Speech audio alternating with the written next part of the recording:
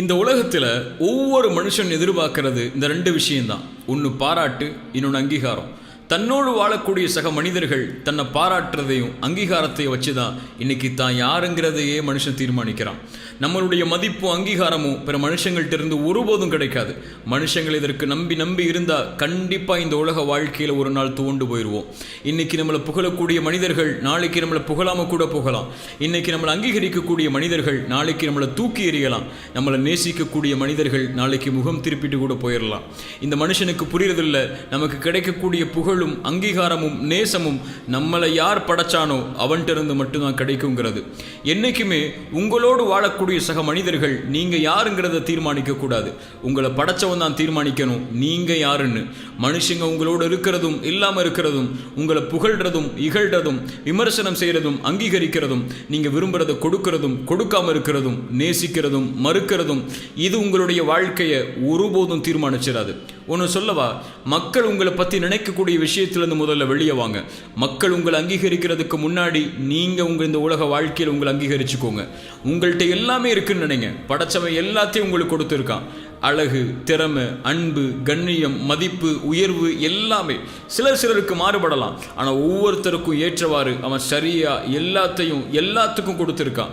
உங்களை பற்றி மக்கள் சொல்கிறத வச்சு உங்களை முடிவு பண்ணிக்கிட்டே இருந்தீங்கன்னா இந்த உலக வாழ்க்கையில் தோத்துக்கிட்டே இருப்பீங்க. எல்லா மனுஷங்களையும் என்னைக்குமே திருப்திப்படுத்திட முடியாது, என்னைக்கும் திருப்திப்படுத்த முடியாது. ஒரு குதிரை கதை சொல்லவா இதை புரிய வைக்க. வாப்பாவும் பையனும் ஒரு குதிரையை வாங்கினாங்க.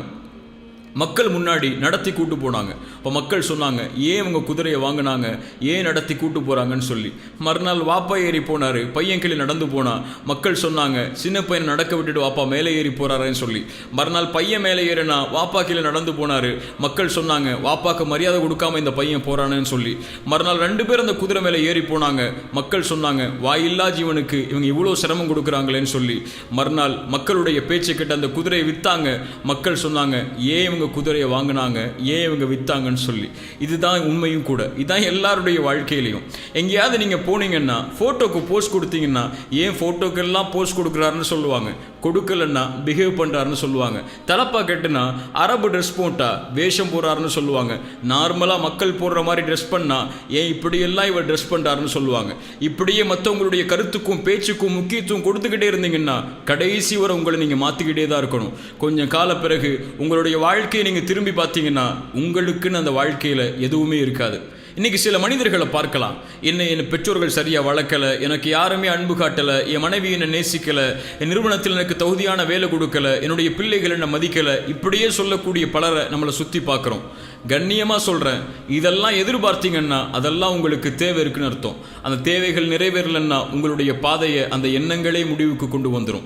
முதல்ல உங்களுடைய பாதையை தடுக்கக்கூடிய விஷயத்தை உங்கள்கிட்ட இருந்து தூக்கி எறிங்க. மனுஷங்க உங்களை புகழட்டும் இகழட்டும், ஏற்றுக்கொள்ளட்டும் நிராகரிக்கட்டும், அன்பு காட்டட்டும் மறுக்கட்டும், இதுவெல்லாம் உங்களுடைய வாழ்க்கையுடைய அங்கீகாரத்தை முடிவு செஞ்சிடாது.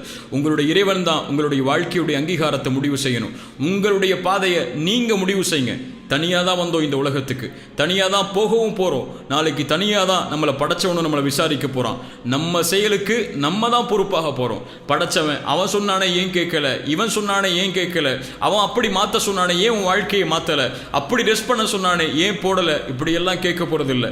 நான் சொன்னபடி இந்த உலக வாழ்க்கையில் வாழ்ந்தியான்னு தான் கேட்க போகிறான். இந்த கேள்விக்கு தான் நம்ம தயாராகணுமே தவிர மற்றவங்க நம்மளை பார்த்து கேட்கக்கூடிய கேள்விக்கும் விமர்சனத்துக்கும் இல்லை. உங்களை படைச்சவனுடைய அங்கீகாரத்தை எதிர்பார்த்து வாழுங்க. அது போதும். அவன் அங்கீகரிச்சா போதும், உலகமே உங்களை அங்கீகரிக்கும். அவன் உங்களை அங்கீகரிக்கலனா யாருடைய அங்கீகாரம் இந்த உலகத்தில் கிடைச்சாலும் அதுக்கு பலன் இல்லை.